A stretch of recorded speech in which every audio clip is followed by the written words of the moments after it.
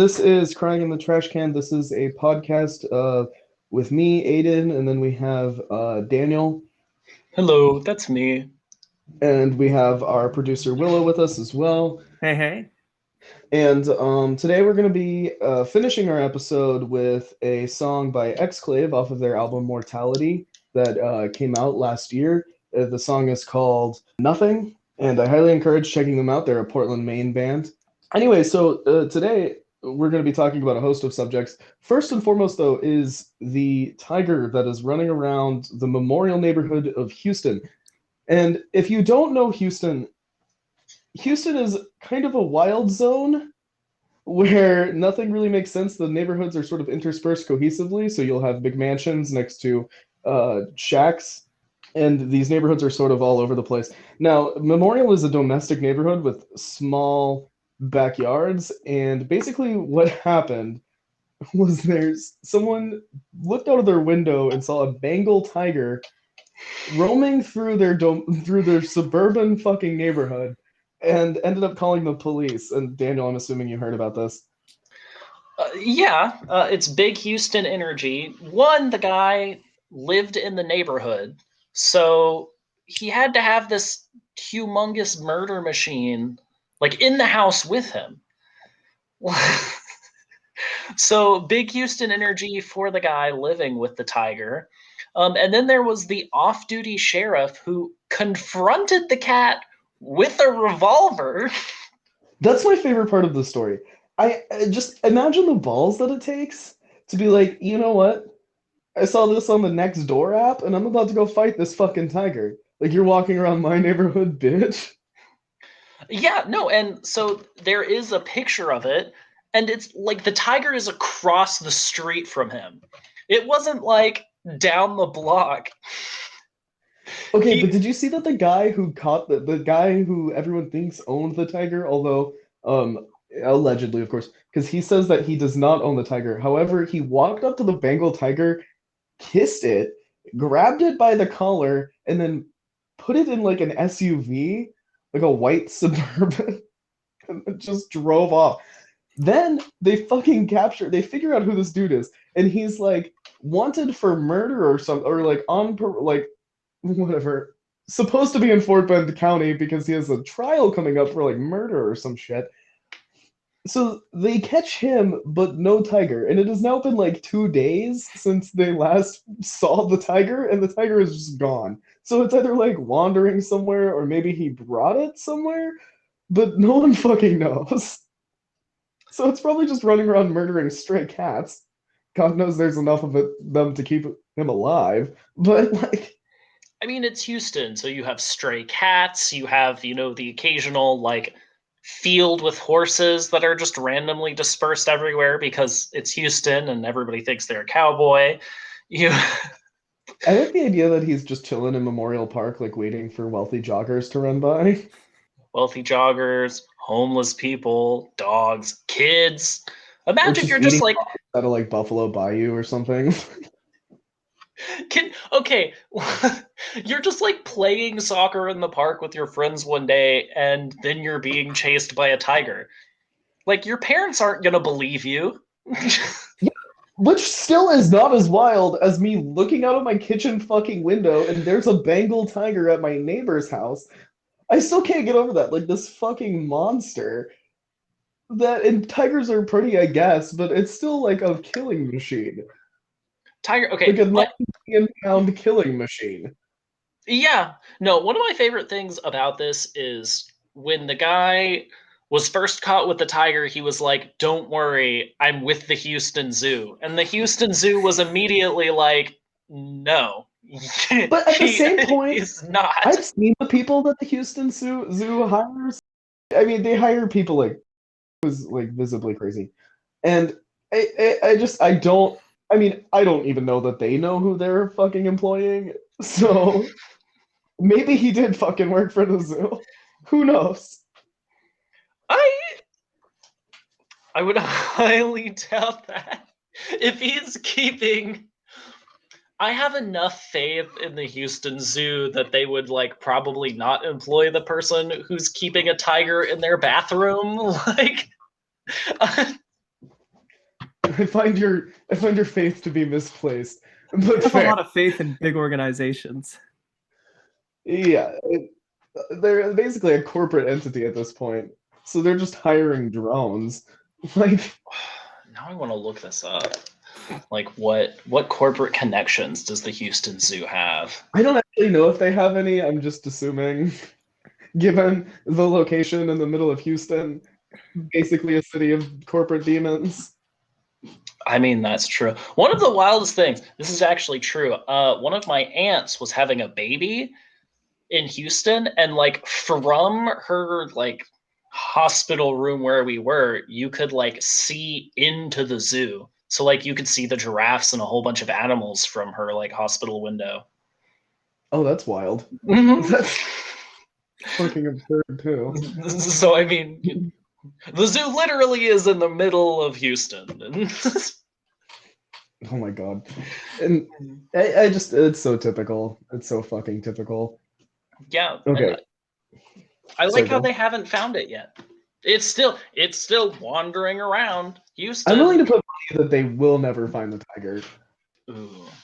Oh, and this is what I wanted to say too. Owning a tiger, so in the state of Texas, it's actually super easy to get a tiger for whatever fucking reason, and you can just sort of have one wherever. But the city of Houston has an ordinance against it, but the fine is only $500, which is ridiculous. I mean, like, if you're wealthy enough that you can own and feed a tiger, is the $500 really the make or break difference? Like, you'd think you'd want it to actually be, a deterrent. So you would like why you would make it basically jump. It's cheaper than the tiger. The fuck is that about? Yes. Also, like, then they have to figure out you own the tiger. Right. It's not. It doesn't come with a title. Who the fuck owns the tiger? Do you just get the fine if it's at your house? I mean, yeah, but then they have to like come to your house and find out that you have a tiger, which has its whole host of problems. Right. Although I bet that house, wherever the house that the tiger is, probably smells really bad. Because, okay, folks, when I was like 11, my parents were trying to buy this house with like 5 acres. So I, unbeknownst to them, did some research in an attempt to persuade them to let me get a tiger. Which obviously was never going to happen because my parents are not psychopaths. But so I did some research on it, and the biggest problem with tigers is, other than they're big destructive monsters, is that they piss all over literally everything, even if you get them like spayed or neutered. So because they instinctively mark their whole territory. So I was reading these reports that like the tigers just like piss all over their house and destroy their furniture, their drywall, and all this other stuff, and you can't get the smell out because it's cat piss, but it pisses like several gallons. So like. So I don't know. So basically, it's like all of the normal problems of owning a cat, except it's a tiger. It's a tiger. Just so when a tiger scratches your couch, it's destroyed. Right.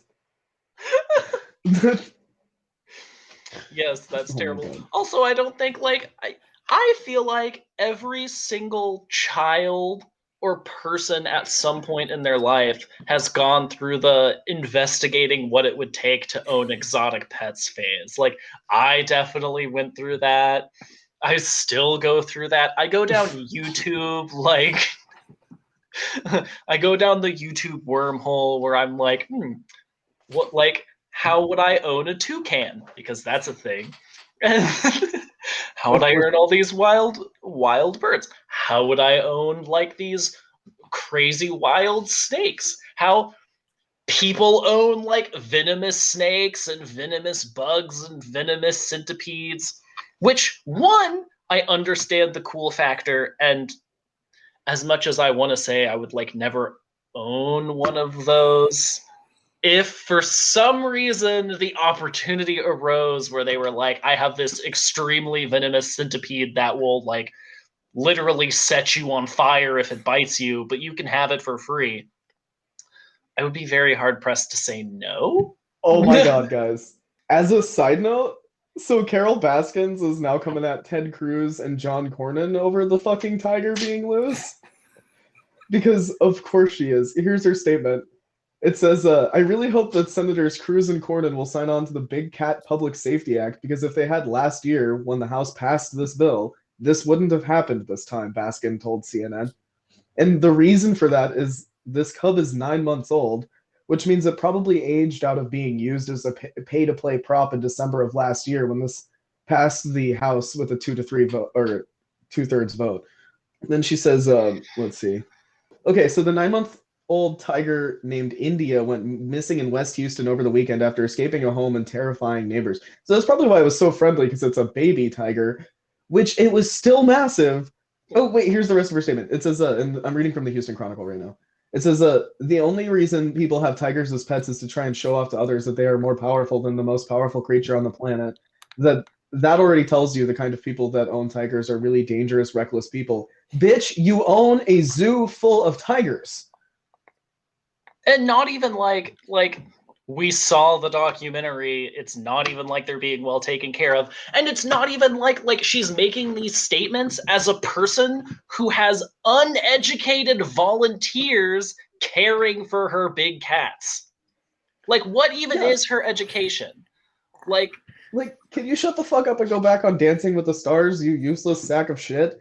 No, and she was terrible on Dancing with the Stars. I mean, I disagree. Here's why I disagree. Because Dancing with the Stars is only good if the dancers are bad. It's like American Idol when they had the blind guy on. Okay. To watch the show. I liked to watch Paula Abdul get fucking wrecked and talk about how great the singer was, even though he was not good. And that's what I wanted from the Carol Baskin thing. I wanted them to milk this out. Okay, she was only dancing to tiger-themed music. No, okay, I will give her credit. Like, one, she has extremely big balls because like Tiger King came out and everybody shit on her and she was like, and now I'm gonna do Dancing with the Stars. And every single one, she wore a cat themed outfit. Every single song was big cat themed. And she did her like rar thing in almost every performance. Like, that's incredible. It's her skill. I think she should give up the tigers and then just go on TV and be weird and promote tiger activism or whatever the fuck. Leave the cats alone. I don't know what the fuck you do with the cats, though. I guess you can't just like, what are you? I guess you can't just toss them in the pit in El Paso, but I don't know what the solution is. Yeah, I mean, like, not animals either. Like, you stupid fucking bitch. I cannot say. I highly doubt that the level of care that her and her weird fucking husband and their like army of volunteers is able to provide the cats that she has in her care is like up to par with the actual level of care that they should be receiving. Also, just to break down her statement that the only reason people have tigers as pets is to try and show off to others that they are more powerful than the most powerful creature on the planet. Okay, here are my thoughts on that. Number one, if I get a tiger, it is not to show off to you people. It's because tigers are cool. Number two, like, it's not the most powerful creature on the planet. I'm sure that it's like a mighty murdering machine or whatever the fuck. But there's 6 of them left. And we have nukes. Like, we are the most powerful creatures on the planet. And we just sort of fuck off with that.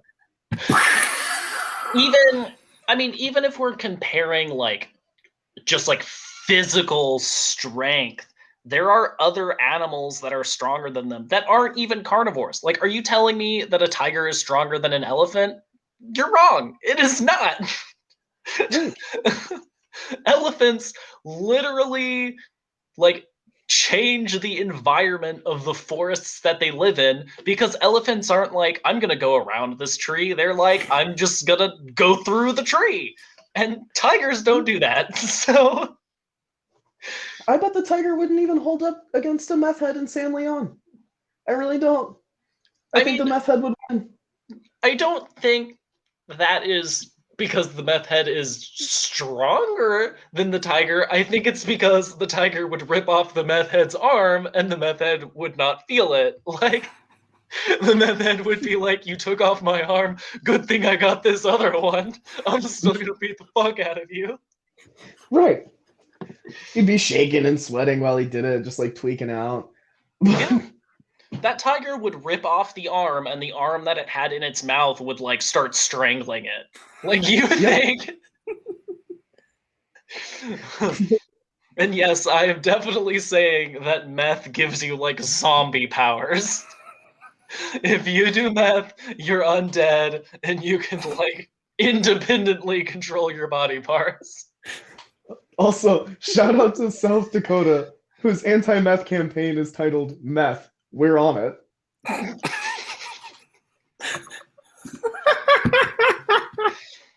Terrible. Terrible. Although I don't, that's pretty good.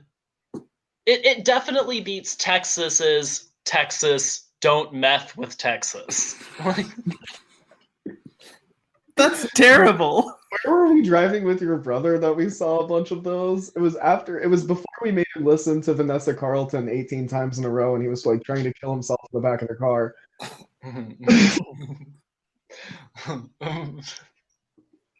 What fucking song is that? 1,000 miles. Yes, that is a bop. 1,000 miles is a bop. And I think what really made me realize that song, like, it objectively it's a good song, but what really made it a masterpiece is there was the meme of the GIF of like the guy in GTA driving around running civilians over with the piano. And see, I did not realize that the music video is her driving around a city on a piano. And it's peak art. Let's be real. This is the only music video I've respected in the last 25 years. That was a good music video. It was incredible. The only way the music video could have been better is if she was running people over. Yes, if she was mowing people down while singing this song. Or if there was a tiger in the video. Like, what if she was driving around Houston and then there was the tiger? The tiger strapped to the piano? No, I don't want the tiger to have any relevance to the piano or the music video. No, I just want there to be the tiger. Out a little bit, and there's just like a tiger in the neighborhood with a sheriff, like a retired sheriff, trying to fight it. Just some clown who just shoves donuts down his throat all day with a revolver. Okay, I want to bring it back to this sheriff because I have like a lot of respect for him because he didn't shoot the tiger because, and this is a quote, it didn't seem aggressive. If an off-duty dog, when they break into your house and it barks, like my Chihuahua Scruffy, didn't need to be shot in the fucking face. Meanwhile, this 7 million pound monster was 7 million pound. This tiger is actually a kaiju. It might as well be. I mean, yeah, compared to all the other like native wild animals, that could be a big problem. It's probably literally in Buffalo Bayou fighting some like nuclear waste enhanced alligator that's been ripping dead bodies out of vehicles for the last 800 years. But I mean, I've seen the gators that we have in Texas, and it's not like they're not that big. Have you seen Buffalo Bayou alligators? No, I have not physically seen them with my eyes. I'm just telling you that if I saw like, the swamp out, like the sewer alligators that they always show, like if those things started crawling out of the bayou, I'd be like, yeah, that checks out. I wouldn't be. I'm not shocked by those things. Like, I've seen a lot of things in and around Houston, and the fact that somebody was like, there's a tiger running around Houston, and I was like, yeah. it's not This is shocking. like videos of people catching catfish in their living room. So I mean, I'm reminded of the time I was attending U of H and I had to take a detour. I was one street away from U of H and I had to take a detour because a dead body had washed up in one of the ditches on U of H campus. that's terrible. But And it wasn't, I didn't follow up, so I don't know like what the dead body was or anything like that. But it wasn't like a student or anything. It was that's just just how casual this shit is in Houston. You're just like, dead body should have, these things happen. It's University of Houston. I just It's go around. Just take the back route. Yeah, I still had to go to class. Like, I mean,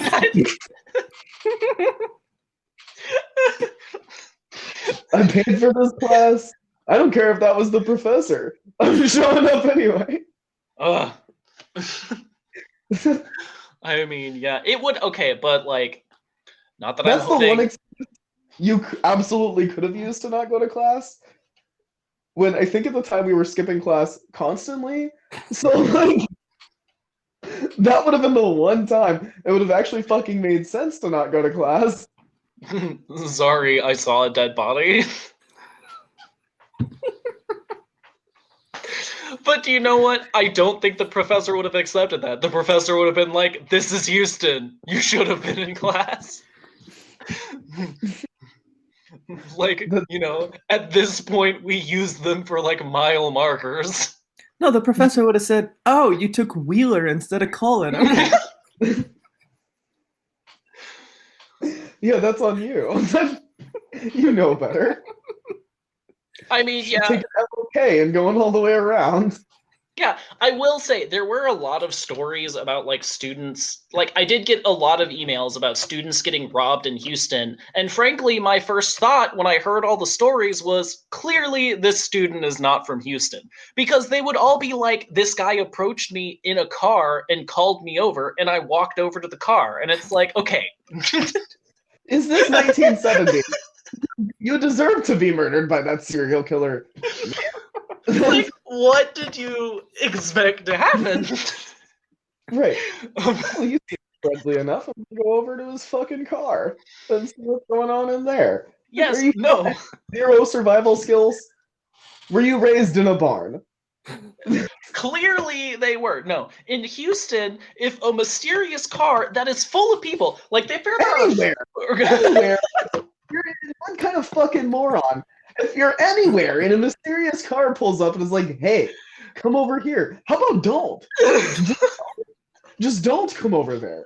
It's like, no, we can project our voices. We'll just talk from 10 feet away, 20 feet away. We're good. No. Hi, how are you doing? I'm taking a left. Goodbye. I would take a right, but there's a tiger. And unless this is tiger related, get the fuck away from me.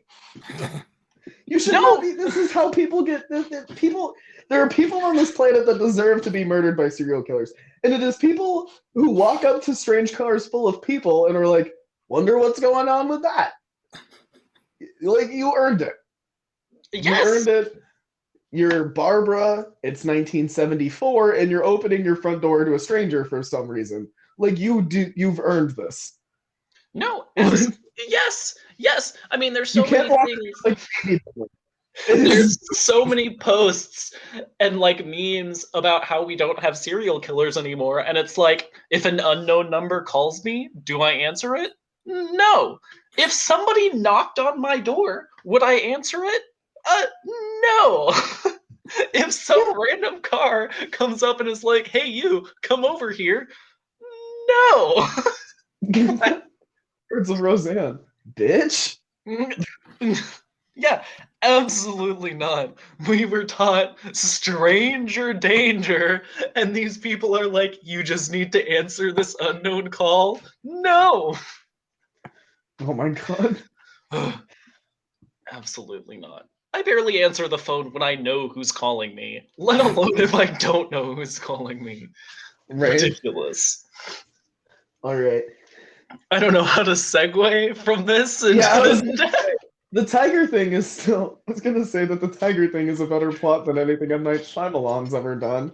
But okay, so our main topic of the day is actually M. Night Shyamalan, who is the worst director to have ever existed on the planet. Some of his more notable movies are Avatar: The Last Airbender, which was god awful. I don't think that's notable as so much infamous. And I want to say, I am particularly insulted that on Netflix it is included in the Avatar collection.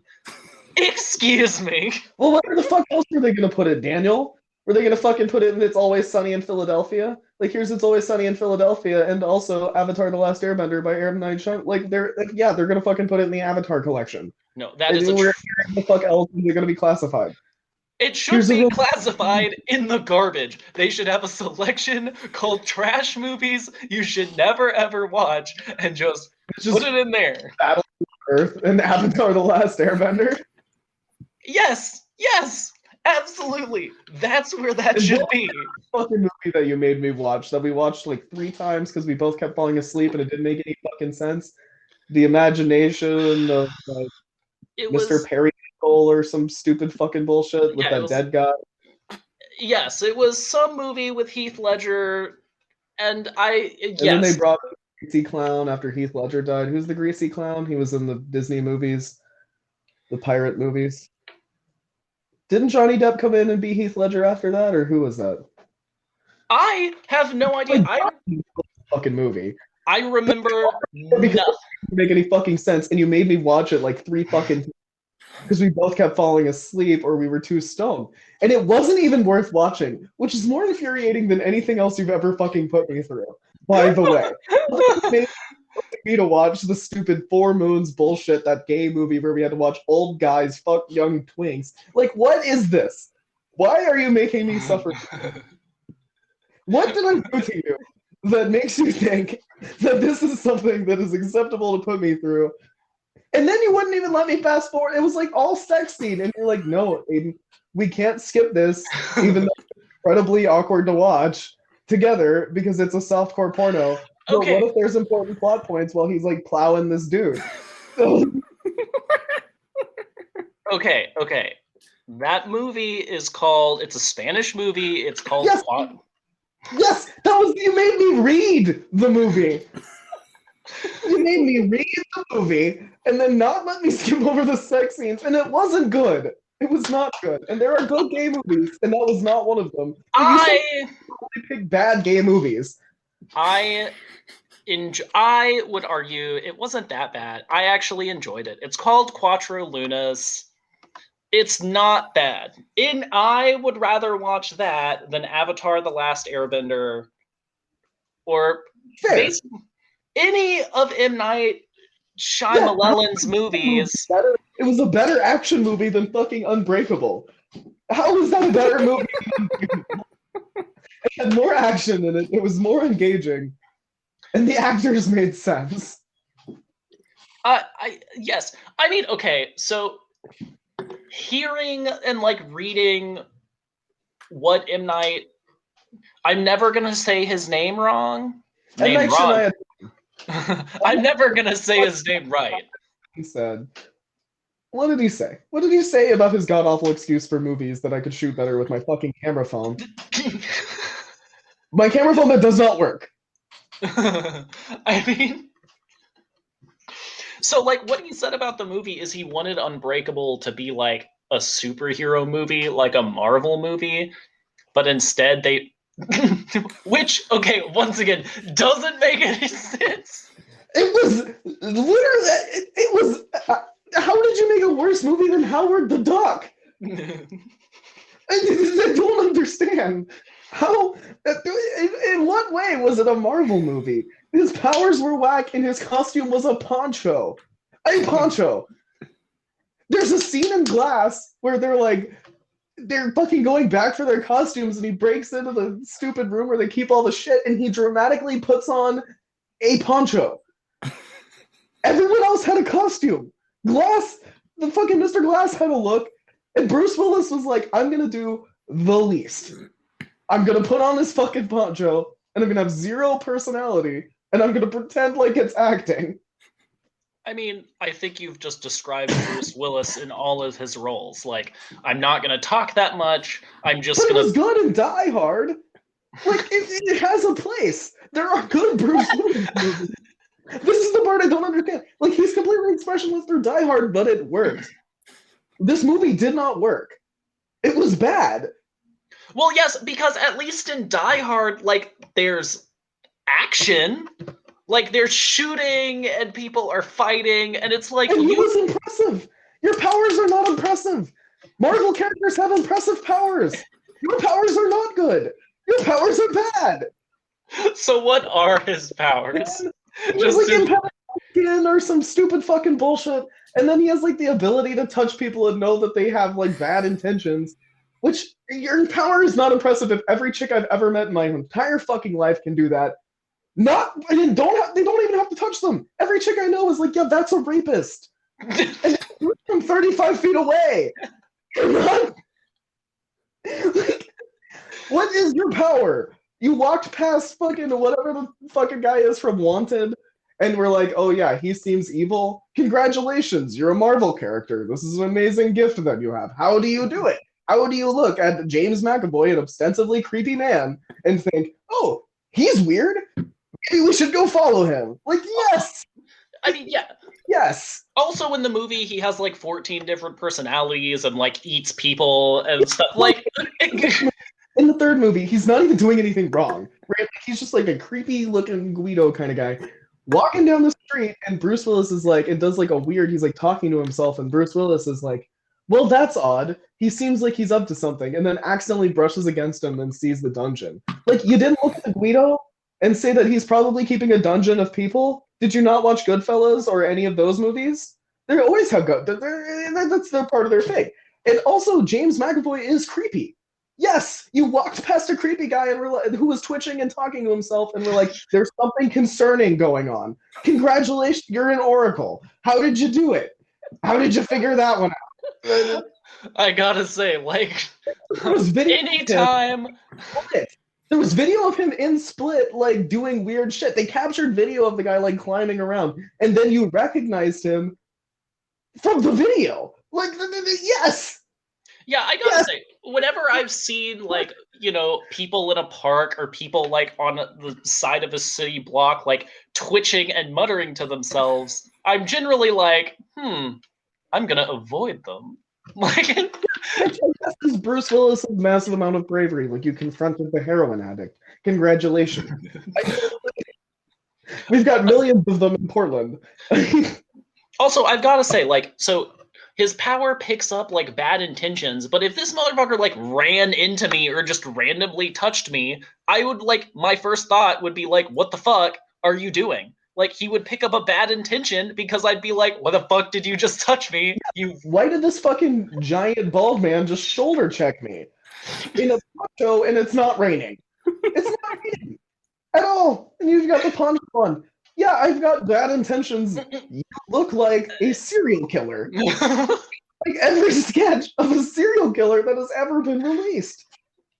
And then he's like, I don't know. It was such a fucking lame movie. And every dude I've ever met has been like, the movie's amazing. It's a great movie. Like, yeah, because you're an idiot. You're a fucking moron. You're a fucking moron who watched them take one of the greatest action stars of all time. And he was actually the only redeeming factor of any of these movies was, God damn it, I cannot remember his name. Motherfucking Samuel L. Jackson. Yes, Samuel L. Jackson. Yes, so he's the only redeeming factor of this movie, and his character is fucking lame. Really fucking lame. I mean, and he's like, he does murder several people in, like, the third movie, though. Yeah, and he, like, commits acts of terrorism in the first movie, which is not impressive because George Bush did that, and he was a moron. So, like... Samuel L. Jackson's character is like, don't misunderestimate me. Yeah, this is not an impressive set of powers. And then you're telling me, like, traumatic train crashes. Oh, there we lost Daniel. Traumatic train crashes are what fucking cause people to develop. I mean, it is just a nonsensical. And then this guy likes to.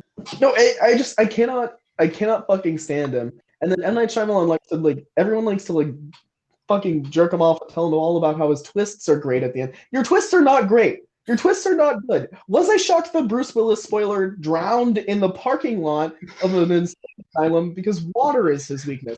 Yes, that was shocking. But what was shocking about that was the fact that it was a twist. It was the fact that it was the stupidest fucking ending to a movie that I've ever seen in my goddamn life. And I sat through 3 of these movies. And let me fucking tell you the other thing. The fact that Split ended as a sequel to Unbreakable is the most infuriating thing. How dare you trick me into seeing a sequel to the worst superhero movie I've ever seen in my life, including like 1980 fucking Captain America. Why did you trick me? He like shows up at the diner at the end of the movie, and I almost walked out of the fucking theater. This is how mad I was. And Daniel will tell you, because I was like, that is Bruce, I am done. I am done. You have lost me. I sat through this movie and it wasn't bad. And that was the most infuriating part. What wasn't a bad movie on its own, but to introduce it into the Unbreakable universe was easily the most absurd fucking thing. And the fucking twist was that it's Bruce Willis sitting in a diner going, yeah, I knew Mr. Glass once. Or something fucking stupid. I'm mad all over again. I'm just as mad as I was in the theater all fucking over again. Also, like, that's not... Okay, one, I actually read an article about that, and like it was a twist ending because this is from a Rolling Stones article. Would ever actually fund an Unbreakable sequel? It was called it was called a stealth sequel, and it was like the first and only stealth sequel in Hollywood. And yeah, I cannot. No. And a stealth sequel? Isn't stealthing when someone like they fucking take off their condom and jizz in you anyway, even though you asked them not to, and you decided to call it a sequel? That is the equivalent of that. That sequel, that's the same thing. I feel assaulted. It slipped. I'm angry. No, and it wasn't okay. And it wasn't a twist ending because I had never seen Unbreakable when I saw Split. So the ending happened, and Aiden is correct. Aiden got up and was furious, and I'm like, what is going on? What is the relevance of Bruce Willis showing up in this movie? Here's the relevance. My dad had the hardest man crush on Bruce Willis that I've ever seen, other than perhaps his man crush on Matt Damon, which was particularly weird because he kind of looked like Matt Damon, but that's another thing. But, you know, so he had this like man crush on Bruce Willis. So he made me watch the movie like 18 times because the man, much like Daniel with the fucking gay movie, he fell asleep 30 minutes into the movie every time, but would forget the first part of the movie. So we'd have to watch the movie like 18 times, and if I came anywhere near the remote, he would get really mad and wake up for a second and tell me he was still watching it.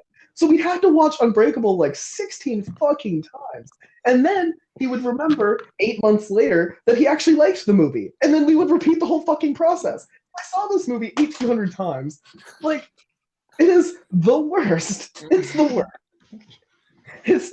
And like some movies, this is tolerable. Like The Matrix, I can still watch and it's fine, even though my dad had a weird obsession with that too. But this fucking movie was just bad. It was so bad. No, and like, okay. Moving away from Unbreakable, because M. Night Shyamalan has done lots of other movies, but like the only movie that he's done that was like really good that I like actually liked was The Sixth Sense. That was not a bad movie, and like, but I will say the twist ending like had relevance to the movie. You were like you were like, wow, is a twist. I didn't see that coming within the story of the movie. You weren't like, wow, that was a twist because what? Yeah. And what was the fucking movie that Total Drama Island basically did better? The one where they're like Amish people or whatever, and then they find out that they're actually way near civilization and they thought the fucking world ended. But Total Drama Island, a cartoon from Canada, did the concept better. The Village? Yes! Stupid fuck movie too. I don't care Okay, what anyone says. which I have to say, one of the most insulting parts of The Village is it turns out, so like one, the village elders, which, okay, first of all, if anybody gets mad at the spoilers, like, fuck you, these movies have been out for like 30 years. And once again, they're not that great. Yeah, what are you gonna fucking go retroactively watch Devil and expect some kind of marvel of cinematic? No, it's a stupid bullshit movie like every other fucking movie he's made, other than The Sixth Sense. I mean, yes, there cannot be a twist ending to The Devil. People are stuck in an elevator with the devil. One person dies. What's gonna happen next? Another person dies in the elevator. Yeah, in the fucking twist that it was the lady who looked like a toad. Yeah, I don't know if anyone's interacted with these women. They're like in their 800th year and they're short and squat and like are the meanest human beings you've ever met. That lady being the devil was not a shocker because I've worked in retail. Like, No. that lady is always the devil. And what drives me crazy about, okay, this is like all of my gaming experience and D&D experience, but first of all, everybody knows that if you're stuck with devils or undead powers or whatnot, like, double tap those motherfuckers.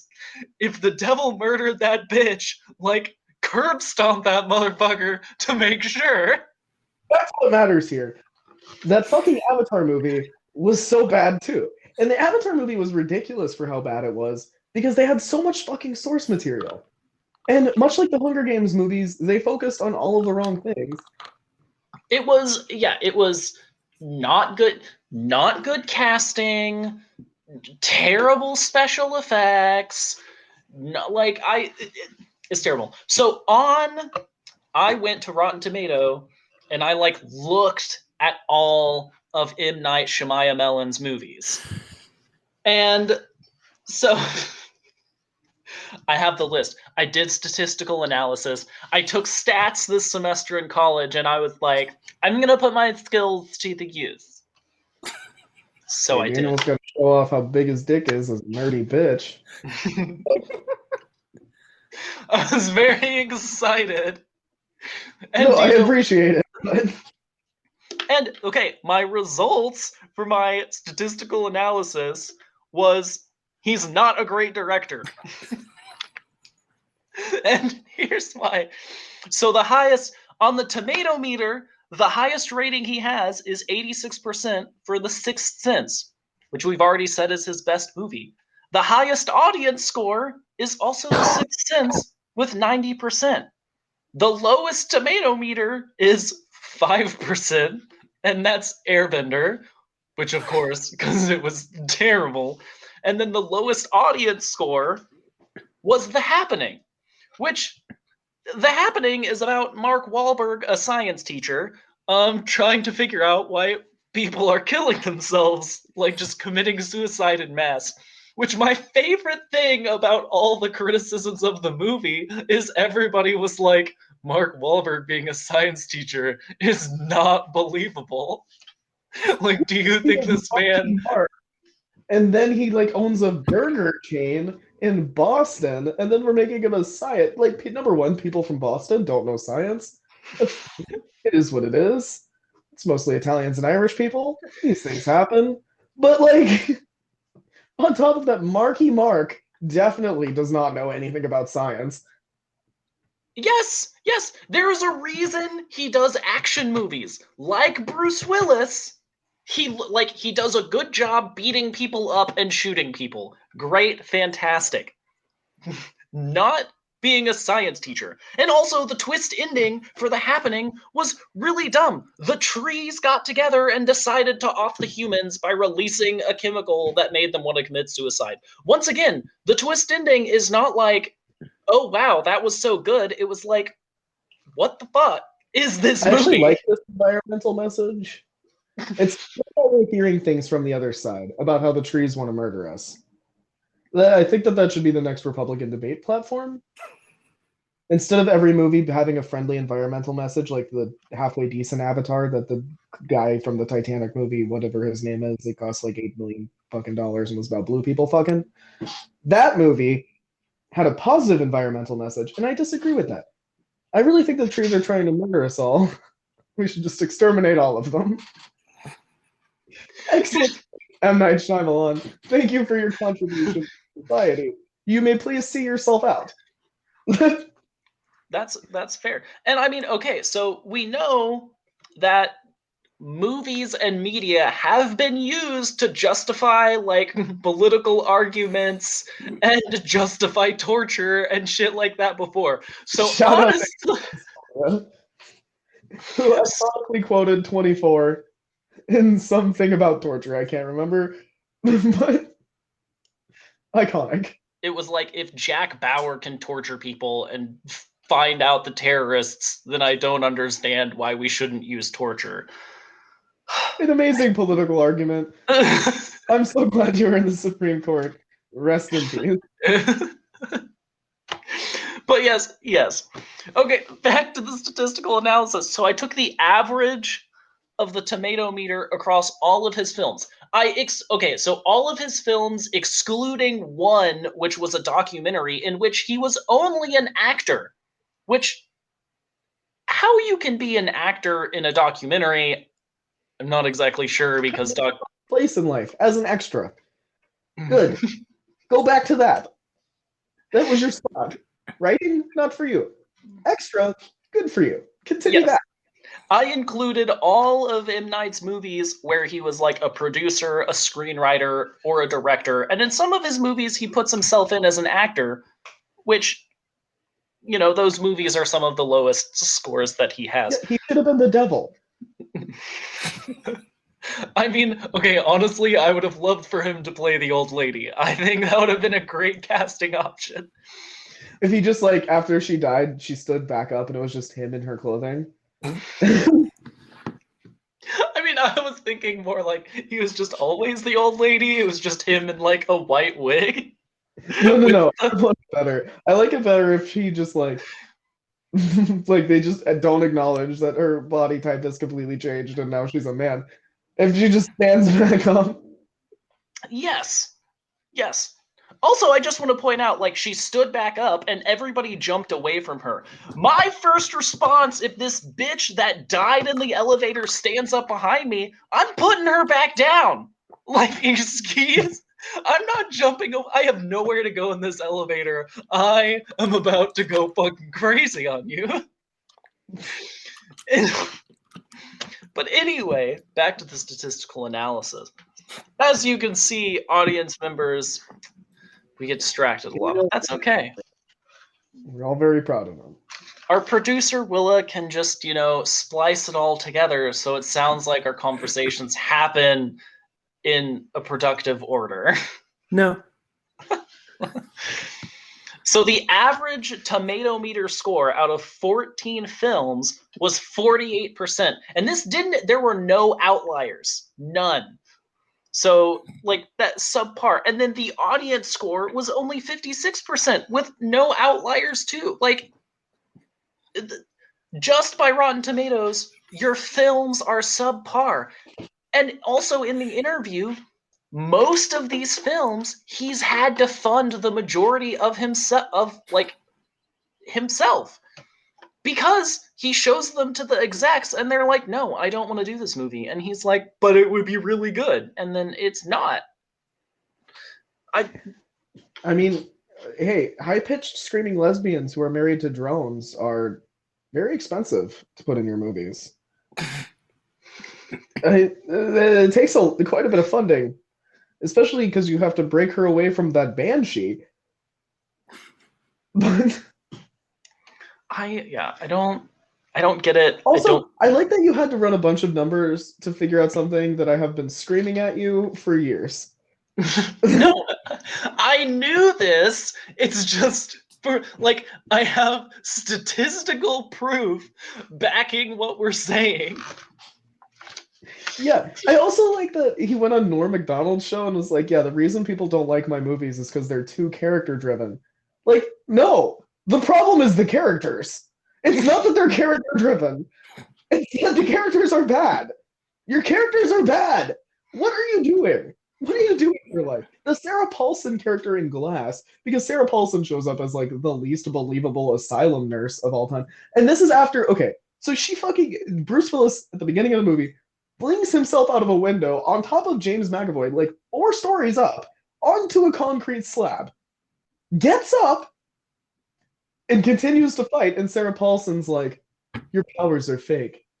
They're not real.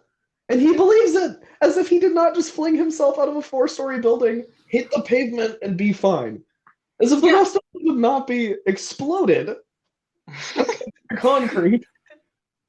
No, and this is like that's not even the biggest thing he's done. Like, he discovered his powers because he was in a terrible, horrible train accident in which every single other passenger died, and he came out completely unscathed. Like, he's Yeah, and gone. then the softball coach comes in and says that, no, you're actually insane. Your powers aren't real. Some humans just are slightly more capable of surviving things than others. And it's like, yeah, because of the powers. You dumb bitch. What the fuck else would it be? Like, you had to lock him in a cell that made with a steel door because otherwise he can rip it off. Like, you potentially didn't think that maybe that might be power related. Like, he's not a crackhead. You can tell because he's like huge. Yes, yes. Wait, doesn't she I mean, convince everybody else that their like powers are unrelated too? well, you know, to the degree that one can possibly. Like, okay, so for the third movie, please understand that Samuel L. Jackson only talked in like the last 20 minutes of the movie. Because I am not joking, and this is definitely going to be offensive. He was a vegetable for the whole movie.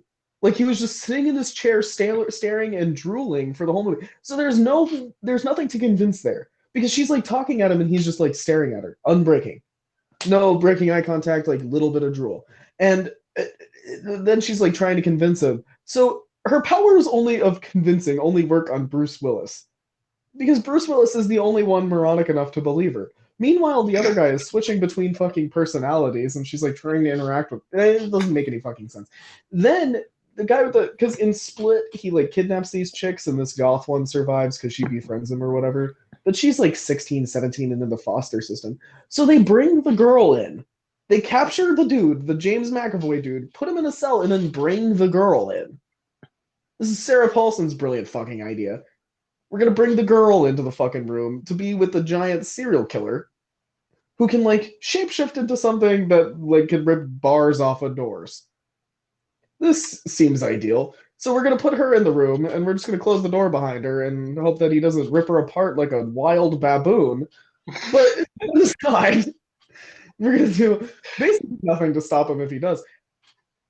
The whole fucking movie didn't make any sense. And then again, to reiterate, Bruce Willis gets drowned by Sarah Paulson in a puddle in the parking lot. That's how the movie ends. In a puddle in the parking lot. Wait, how does she hold him down? Well, because apparently anytime he hits water, he's immobilized. Like he can't do anything. I guess part of his power, I don't know, maybe his bones are so dense. It didn't he tried to like scientifically justify it. Basically, Bruce Willis is like Wolverine if Wolverine wasn't cool and also wore a poncho for some stupid bullshit reason.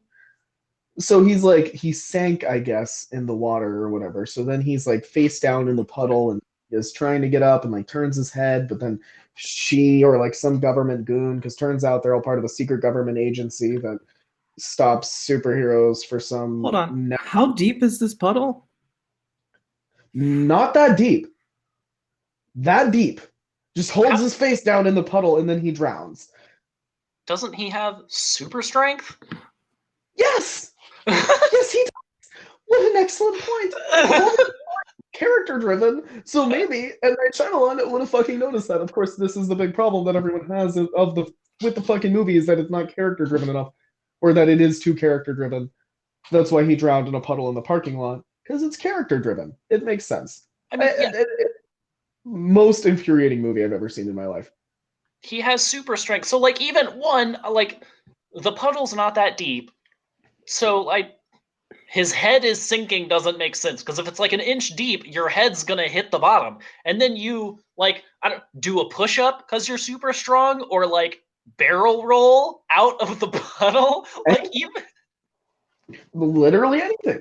Or maybe in his brief contact with Sarah Paulson, since he senses evil, he would have been like, oh, this is a CIA-esque agent out here to prevent us all from living. So, like, maybe he would have sensed that, given his ability to see the future slightly. And okay, question. Is his weakness to water like explained or talked about in any of the other movies? Samuel L. Jackson mentions it briefly, and then because I guess he like almost drowned in a pool or something stupid. I don't know. These movies didn't make any fucking sense. Yeah, he like almost drowns in a pool or some stupid bullshit, and then tells Samuel L. Jackson about it, even though Samuel L. Jackson's the most obvious villain of all time. He's like in a purple suit, and Bruce Willis is just like giving out all this information. Purple suit, runs a comic book store collecting superheroes. Didn't notice that that was weird. Noticed that the guy is like a rapist. Didn't notice that that was weird. But like, And did he ever touch Samuel L. Jackson? yeah, he did. That's how we found out that he did like 9/11, but not 9/11. You know, How did because they have all these like conversations without them like I don't know. I feel like whenever you're having conversations, like you might have physical contact at some point or whatnot. if you're saying that these movies don't make sense, well, I just don't agree with that. I think that they all made perfect logical sense. They were the ultimate in anti-Marvel movies. Duh.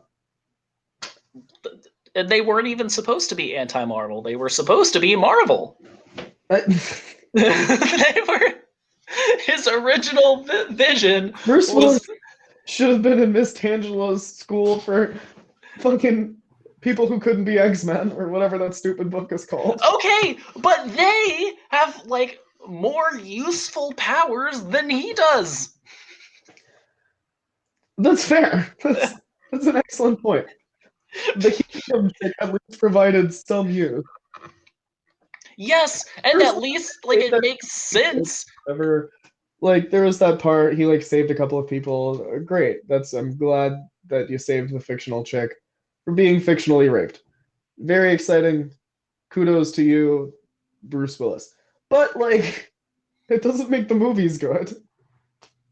No, and also how lame. Like I definitely agree. It's really lame that Sarah Paulson was like, actually, you don't have powers, and he was like, oh my god, you're right. Like what?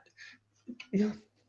Like the past, like whatever the timeline is of the movies, like you haven't noticed that you've been surviving all this crazy fucking shit for the past like year or whatnot?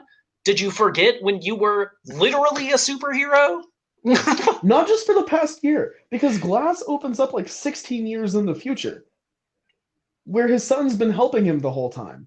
Yeah, where he's like after Unbreakable, so he's been like his son is now an adult or 19 or whatever, and is like he's like this 19-year-old twink who's like also a hacker who does like the swordfish this banging on the keyboard, and then all of a sudden has like all of James McAvoy's yes, thank you Willow for the sound effect, and like has all of like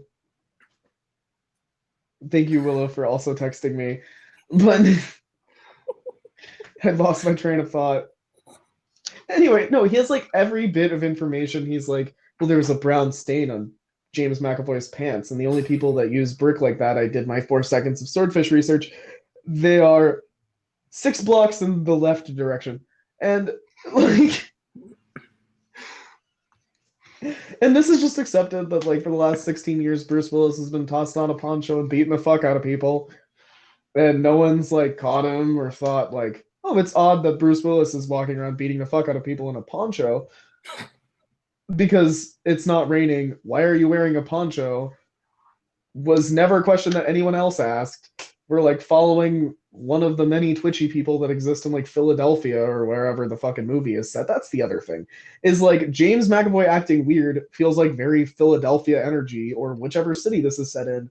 Because cities have weird energies filled with weird people doing weird shit. So if Bruce Willis actually spent the time wandering around every weird twitchy motherfucker, I don't know. This is a ridiculous fucking movie. Also, like, he has impenetrable skin. So at some point, these criminals have to be like shooting him, hitting him with knives and pipes and all that shit. Like, and they know it's not hurting him. So, like, how the cops are unaware of the fucking invincible man beating the fuck out of criminals doesn't make sense.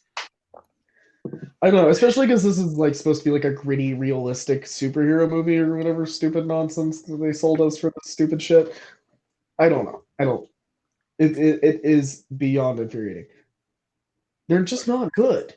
A gritty, realistic superhero movie. Man, if I had impenetrable skin and some bitch was like, actually, you don't have powers, I was like, well, that's interesting because I remember when I got shot and nothing happened. Right, like. Or the time. The whole reason for Samuel L. Jackson's being through this whole series was like to expose that superheroes exist. So he's like trying to get it on film. And then it ends with him dying knowing that there was video footage. It's like a whole plot of the fight in the parking lot between James McAvoy and Bruce Willis. So, and then it gets like live streamed. That sucks. Yes! That's pathetic. Agreed. Again, greatest action star that has ever lived, Samuel L. Jackson, amazing in almost every movie he's ever been in. And his whole purpose of being is to catch superheroes on film that he's created through terrorist attacks. And he's the only good part of the movie. Like, and his character is absurd, patently absurd.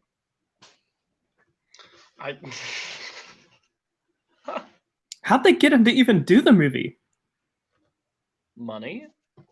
I don't know. I mean, they got him to do Snakes on a Plane, so it seems like he's not that choosy. Okay, but like, let's Snakes on a Plane was that. More fun than like any of the Shyamalan movies. Yes, absolutely. Watch the fucking Nixon debates. It's more fun than M. Night Shyamalan movies. I mean, the Nixon debates have a lot more action in them, so. That's also true. And like Devil was just 25 minutes of watching a Hispanic guy, hold a rosary. Like we're just number one perpetuating those stereotypes. Thanks, M. Night. But like number two, I don't know. It was so much time watching this dude just like clutch a rosary and shake over 5 people being in an elevator that I don't know. Yeah, I'm not.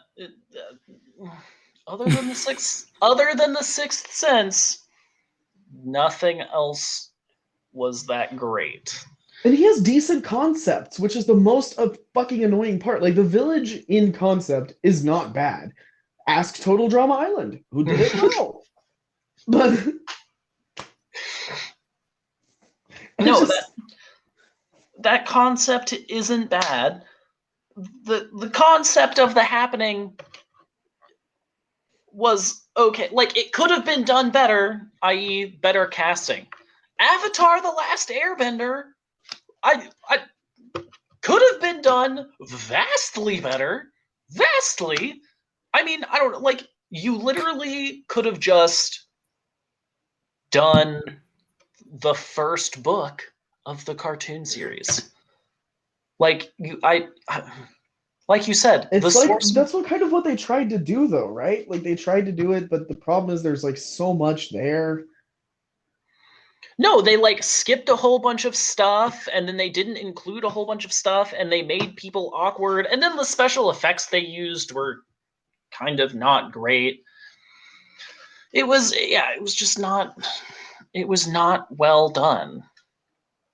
And then the guy, I can't remember, I don't know the guy's name that they cast as like the general of the Fire Nation, but like we all know the Fire Nation is supposed to be like scary, imposing, and ferocious, and they picked an actor that is none of those things. Like, I am supposed to be intimidated by this guy, and I am not. The like only good casting decision they made is the kid they got to play Aang, because the kid they got to play Aang was actually trained by Shaolin monks, which is like what the airbending style is originated from. So like when he was doing things, the air effects looked terrible, but like what he was doing looked okay. But other than that, everything else was terrible.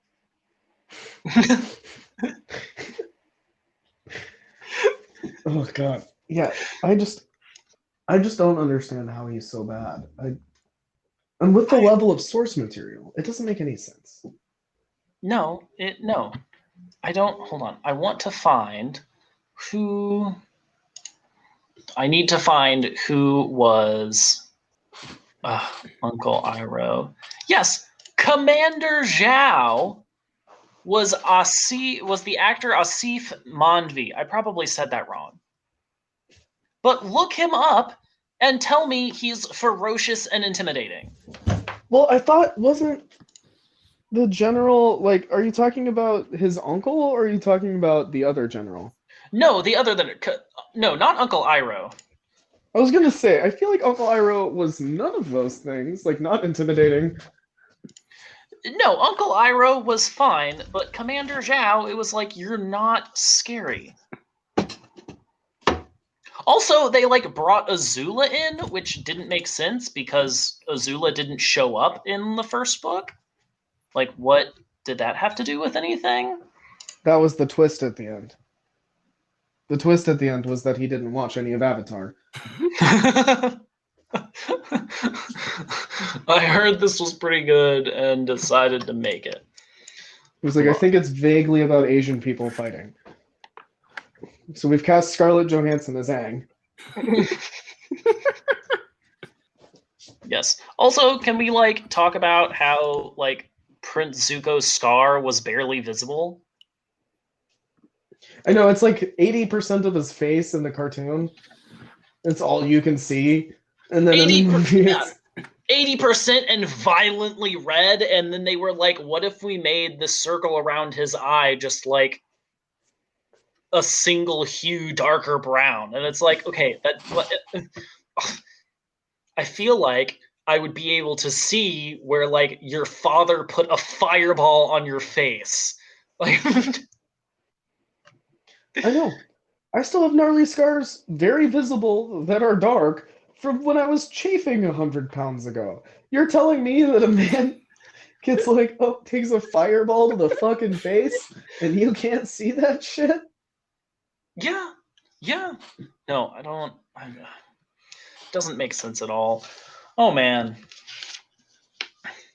What other stuff? So I mean, after shitting on M. Night Shyamalan, I just want to say something. I feel like if people hear this, they're going to be like, we've been saying his name wrong the entire time, and that's like racist or whatnot because he's Indian. And I just have to say, if everybody can do that to fucking Bendy Dick Cum Dumpster, it is not racist to do it to M. Night Shyamalan. Like, we've already done it to several other celebrities. Benedici Cabinetry, like, I'm not saying his name. You know exactly who I'm talking about. If we're talking about like Itchy Areola, I don't have to say her name. You know who I'm talking about. Yeah, Igloo Australia. Yes. I don't know if there's more, but like, I don't know. If we can do that. She's saying fancy, Willa. Willa is looking perplexed. No, I was saying thinking the song Fancy. Oh, okay. I don't know any of these references, so whatever. But Medici Cabinetry, just riffing off that Itchy Cumberbatch guy. That'd be an interesting home improvement show name. Just like fucking, I can't even think of his real name. Eggs Benedict. Benedict Cumberbatch. Benedict Cumberbatch. So Eggs Benedict is like just a half lizard person trying to be Tim Allen in Home Improvement. Everything else is the same. It's just him being really weird and semi-reptilian. And there's like Italian themes because Medici. Fair. Well, that's implied by the reptilian. But I love everyone. I just want to clarify. Yes. But also, Willa, and all audience members out there, if you haven't listened to Just Wanna by Igloo Australia, you should, because it's an incredible anthem. I'm a bigger fan of Fancy. Fancy was a bop. Yes. No. Fancy's a bop. I can rap the entire thing. It's incredible. I love Fancy. Oh, maybe we should open on Spotify with the intro songs or the intro part of Fancy. What is bop? Beat. What is bop? Good. It's what the youths say. Hold on, you must explain this a bit further. Willa is 87 and grew up on an Amish compound and introduced to technology. We're teaching her slowly. Her being a producer is part of a rehabilitation program. And so it's a slow process, but I have been trying to teach Willa about technology as much as I can because she doesn't know anything about it at all. You should have seen her face when she saw her first car. It only took us 5 hours to get Discord set up today, and then also the podcast thing, whatever that is. Figure out the link. I had to explain to Willa what the internet was. It was all very difficult. Ada, did I break the internet? I think you did. Willa's speaking German for some reason. We haven't dissected that yet, but I'm assuming that will be on the next episode. I'm speaking what? German. Old German. Yes. What is a bop? I have many answers for that.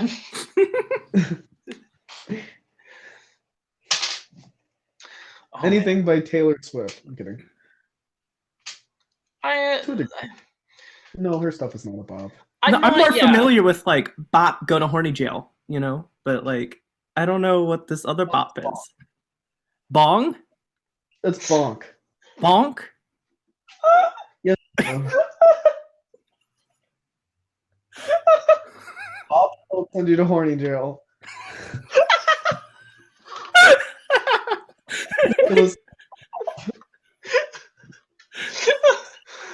Oh, like bonk when they like hit somebody on the head. Oh my god. I'm actually crying.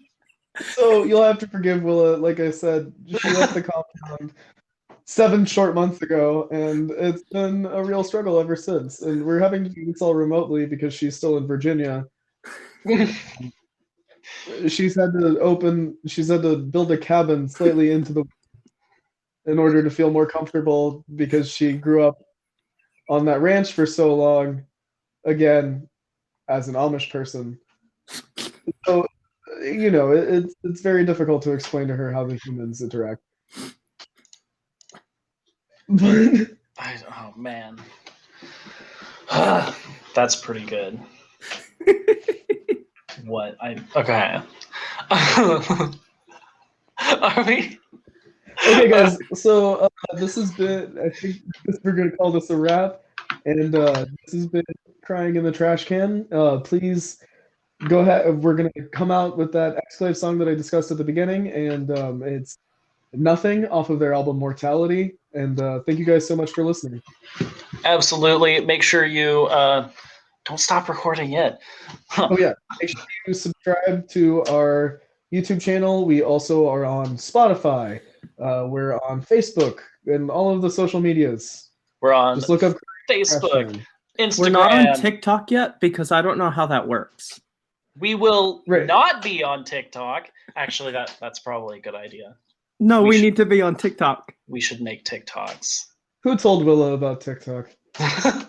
The internet did. I looked at the internet. It told me about the TikTok. So, yes, and we'll build the TikTok, and then we'll put a link in to the thing.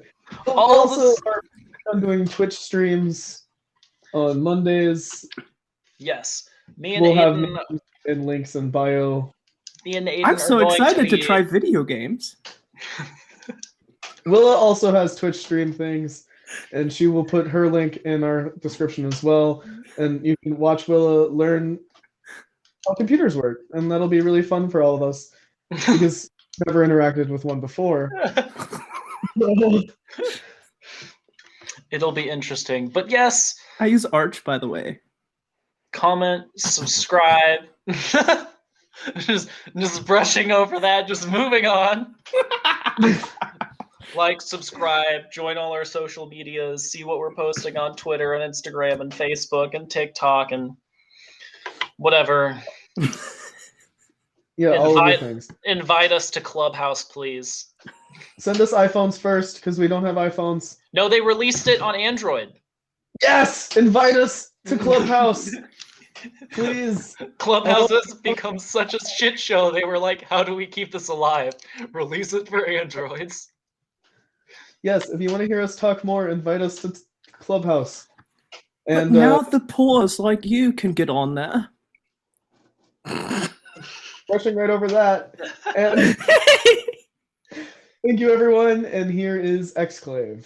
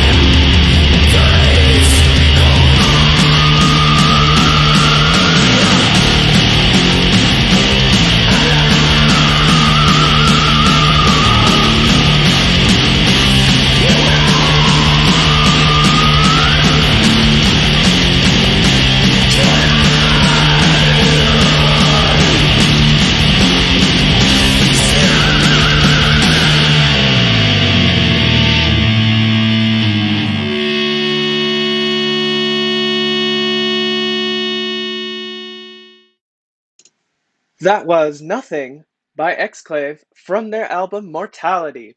Thank you for listening to this episode of Crying in the Trash Can. Out of Control. We hope you had a great time. Make sure to subscribe and tune in for our next episode when it airs. Be well and have a most excellent day.